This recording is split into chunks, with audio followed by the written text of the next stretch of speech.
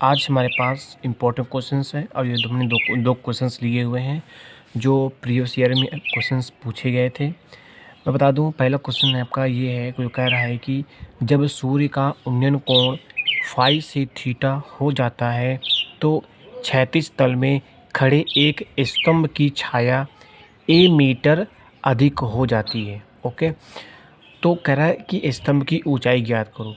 जब सूर्य का उन्नयन कोण फाई से थीटा हो जाएगा तो उसकी जो क्षैतिज तल में खड़े स्तंभ की जो छाया है वो ए मीटर अधिक हो जाती है। तो आपको स्तंभ की ऊंचाई से पूछ रहा है, ठीक है।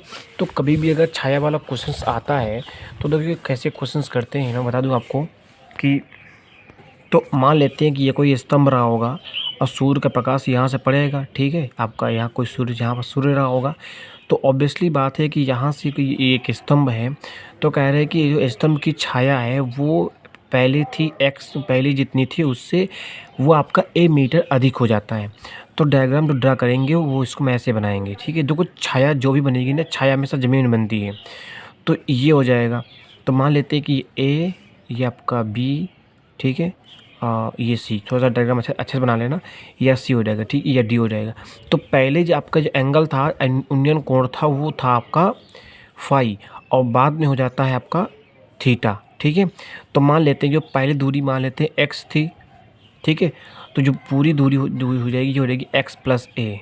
फिर से डायग्राम देखो, समझो। एक स्तंभ रहा था, स्तंभ का जो उन्नयन कोण था वो आपका कितना था, फाई था। जब दूरी मान लेते हैं कि एक्स रही होगी, कह रहा है कि जब जो उन्नयन कोण जब फाई से थीटा हो जाता है तब उसकी जो छाया है वो बढ़ जाती है। याद रखना हमेशा, कोई भी स्तंभ, जब कोई भी अगर स्तंभ होगा उसकी छाया हमेशा ज़मीन में बनेगी, ठीक है। छाया ऐसी बनती है, ये आपको मालूम होगा। तो अब इसमें क्या करेंगे, सबसे पहले हम यहाँ लेते हैं त्रिभुज ए डी सी मिलेंगे, ठीक है। तो लेते हैं त्रिभुज ए डी सी में हमें ज्ञात क्या करना है, हमें ज्ञात करना है ये ऊंचाई, स्तंभ की ऊंचाई ज्ञात करना है। तो मान लेते हैं स्तंभ की ऊंचाई h है। यहाँ लिखेंगे, पहले आप लोग एक लाइन लिख लीजिएगा, ठीक है, कि माना स्तंभ की ऊंचाई h है, ठीक है, और माना DC बराबर x हो गया, ठीक है। यहाँ लिख लेता हूँ मैं, माना DC बराबर x। तो कह रहा है कि जो जब हमारा उन्नयन कोण फाई से थीटा हो जाता है तो उसका जो छाया है, छाया की लंबाई ए मीटर अधिक हो जाती है। तो माना कि पहले x थी तो बाद में हो जाएगी x प्लस ए हो जाएगी, ठीक है।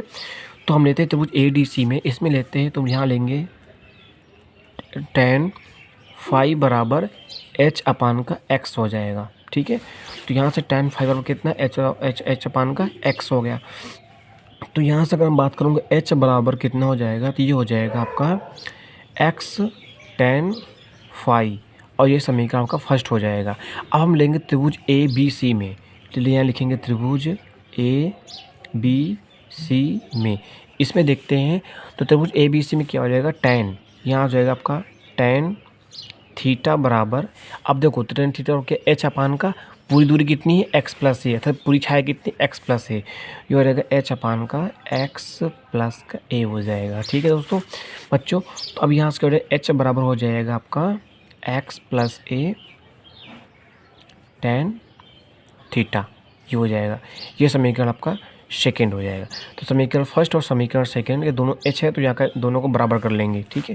तो यहाँ से हमको सबसे पहले क्या करना है, हमको x का मान निकालना है। x का मान उठाकर यहाँ पर रख देंगे, तो यहाँ से हो जाएगा आपका x tan theta, sorry tan phi, यहाँ से tan फाई है ना, tan फाई बराबर x plus a tan theta हो जाएगा। इसको तोड़ देंगे तो ये हो जाएगा x tan theta plus a tan theta हो जाएगा। अब हम क्या करते हैं कि जो tan फाई, सॉरी हाँ, जो हमारा ये x वाला है और a वाला है, हम क्या करते हैं कि जो x वाला दोनों टर्म इनको एक पास कर लेंगे, ठीक है, आसानी से। तो ये इनको सॉल्व करना और आसान हो जाएगा, ठीक है। तो हम क्या करने वाले हैं, हम x को इधर लाएंगे, तो ये आपका हो जाएगा x tan, एक एक लाइन को, एक एक टर्म को अच्छे समझते जाइएगा, ठीक है। x tan थीटा हमने क्या किया, x tan थीटा को 75 कर लिया तो माइनस को हो जाएगा, ठीक है, बराबर a tan थीटा। अब क्या करना है, हमको x का मान लेंगे। जैसे हमने x का मान लिया तो हो जाएगा tan phi minus tan theta बराबर ए टेन थीटा।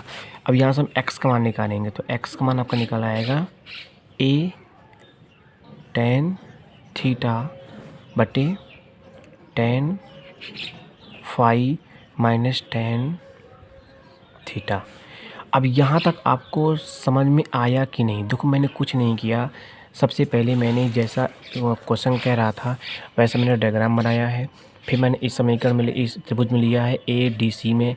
इसमें मैंने क्या किया कि टेन लगाया, टेन फाई लगाया, टेन फाई बराबर एच अपान का एक्स लिया। मैंने एच का मान रख दिया, निकाल लिया। फिर मैं पूरा त्रिभुज लिया, इसमें मैंने भी एच का मान निकाल लिया। फिर दोनों क्या किया, दोनों को एच और बराबर थे, दोनों मैंने जब इनके लेफ्ट हैंड साइड बराबर हैं तो दोनों के राइट हैंड साइड बराबर कर लिया। फिर मैंने क्या किया, एक्स वालों को एक तरफ किया और एक्स का मान निकाल लिया। ठीक है, तो ये आ गया ए टेन थीटा अपान का टेन फाइव माइनस का टेन थीटा। ठीक है, अब क्या करेंगे, इस एक्स का मान समीकरण एक में रखेंगे। तो यहाँ लिखते हैं एक्स का मान समीकरण एक में, जैसे एक में रखेंगे तो ये हो जाएगा एच बराबर कितना है, ए टेन थीटा अपान ए टेन थीटा। तो ये हो जाएगा ए टेन थीटा बटे कितना है, ten five minus tan theta, ten five minus tan theta. ठीक है, ये करेंगे और मल्टीप्लाई में हो जाएगा आपका एक्स टेन फाइव, और यही आपका आंसर होगा। ठीक है, आई होप आपको समझ में आया होगा। देखिए ये अब इस तरह क्वेश्चन होना, जैसे क्वेश्चन कह रहा है, क्वेश्चन को ध्यान से पढ़ के आपको डायग्राम ड्रा करना होता है। फिर डायग्राम में जो पूछ रहा है उसको ऐसे निकाल कर लगाते हैं। ठीक है, तो यहाँ पर हमारा कह रहा था कि जब सूर्य का न्यूनतम कोण फाई से थीटा हो जाता है तो क्षैतिज तल में खड़े एक स्तंभ की छाया ए मीटर अधिक हो जाती है। मान लेते हैं कि ये आपका एक क्षैतिज तल में स्तंभ था, तो इसकी जो इसकी छाया है वो क्या है, पहले आपका जो उन्नयन कोण था वो फाई था, फिर हम थीटा हो गया। तो जब फाई से थीटा हुआ तो इसको जो क्षैतिज तल में जो छाया थी ना, जो उसको छाया थी ना, तो छाया ऐसी क्या हो जाएगी, ए मीटर अधिक हो जाएगी। तो माना पहले एक्स थी तो बाद में एक्स प्लस ए हो जाएगी। तो एक्स प्लस भी एक्चुअली आपका x plus a b c बराबर का एक्स प्लस ए है। तो आई होप आपको क्वेश्चन समझ में आया होगा। ठीक है, अब देखते हैं नेक्स्ट क्वेश्चन कह रहा है कि यदि 2x plus 3y equal to 11 और 2x minus 4y equal to minus 24 को हल कीजिए और इससे m का वह मान ज्ञात कीजिए जिसके लिए y बराबर mx प्लस 3 हो। देखिए यहाँ पर कह रहा है इन दोनों को हल कीजिए। जब कभी भी हल करने का मान आता है ना कि हल कीजिए, इस मतलब ये है कि वहाँ पे आपको x और y की वैल्यू निकालनी है। फिर कह रहा है इससे m का वह मान ज्ञात कि जिसके लिए ये आपका दिया गया है। तो इससे बात किया है, तो यहाँ से सबसे पहले हमको करना है कि दोनों समीकरण से हमको x और y के मान निकालना है। चूँकि यार हल कीजिए, हल करने का मतलब होता है कि दोनों समीकरण से x और y के मान निकालने हैं। फिर वो x और y के मान को हम क्या करेंगे, इस समीकरण में रखेंगे और समीकरण में रखने के बाद हम वहाँ से m का मान प्राप्त करेंगे। ठीक है, तो आई होप आपको ये भी क्वेश्चन समझ में आया होगा जिसे मैं सॉल्व करने जा रहा हूँ। तो हमारे पास ये दो समीकरण हैं, हम दोनों समीकरणों को सॉल्व करेंगे। समीकरण को सॉल्व करना आपको आता होगा। ठीक है, दोनों समीकरण को हम क्या करते हैं, इसके नीचे ऐसे रखेंगे माइनस का 4y इक्वल टू माइनस का 24। फिर क्या करते हैं, इनका चिन्ह चेंज करेंगे। ठीक है, चिन्ह चेंज करेंगे तो सारे चिन्ह एक साथ चेंज करते हैं, कोई एक चिन्ह को चेंज नहीं करते हैं। ठीक है, तो ये क्या हो जाएंगे, ये आपका कट जाएगा। अब ये दो आप ऐड हो जाएंगे तो ये हो जाएगा 7y बराबर, ये हो जाएगा 24 10 34 1 35। ठीक है, तो ये हो जाएगा 35 हो जाएगा। तो y का मान आ से कितना आ जाएगा, 7 5 35 होगा, तो y का मान आ जाएगा 5 और y का मान उठाकर समीकरण एक में रखेंगे। ठीक, किसी भी समीकरण में रख दीजिए। तो जैसे हम y का मान उठा करके इसमें रखते हैं तो 2x प्लस का 3 गुणे 5 बराबर का 11, तो 2x बराबर 11 माइनस का 15, तो 2x बराबर माइनस का हो जाएगा 4। तो x का मान यहाँ से आ गया माइनस का 2, x का मान आ गया माइनस का 2, y का मान आ गया 5। अब लिखेंगे चूँकि समीकरण है y बराबर mx प्लस का 3 ये। ठीक है, तो वो कह रहा है कि इन समीकरण को हल कीजिए और इससे y m का वो मान ज्ञात कीजिए जिसके लिए ये समीकरण दिया गया है। तो हम क्या करेंगे, x और y के मान यहाँ पर रखेंगे। तो y का मान कितना है, y का मान दिया गया है 5, तो 5 बराबर m का मान निकालना है। x का मान दिया गया है माइनस का 2 प्लस का 3।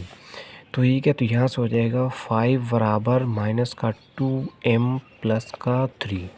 -2 हम इधर लाएंगे, 5 को उधर ले जाएंगे तो ये हो जाएगा 2m बराबर हो जाएगा 3 माइनस का 5। तो m बराबर हो जाएगा, अब 5 में से 3 घटाएंगे तो हो जाएगा -2, -2 ये बटे 2। तो यहाँ से m का मान निकल आएगा -1। ठीक है, आई होप आपको समझ में आया होगा। देखो क्वेश्चन में कह रहा था कि इन दोनों समीकरण को सॉल्व कीजिए और दोनों समीकरण को सॉल्व करने के बाद m का वो मान ज्ञात कीजिए जिसके लिए y बराबर mx प्लस 3 है। तो हमको क्या करना है, दोनों समीकरण सॉल्व किए, यहाँ से x और y के मान निकालें, फिर x और y के मान हम इस समीकरण में रखेंगे, यहाँ से हम क्या करेंगे, m का मान प्राप्त करेंगे। आई होप आपको दोनों क्वेश्चन समझ में आए होंगे। अगर समझ में आया है तो ठीक है, अगर नहीं आया है तो जो भी प्रॉब्लम हो आप लोग कमेंट बॉक्स में लिख सकते हैं, मैं उसका रिप्लाई दूंगा। ठीक है।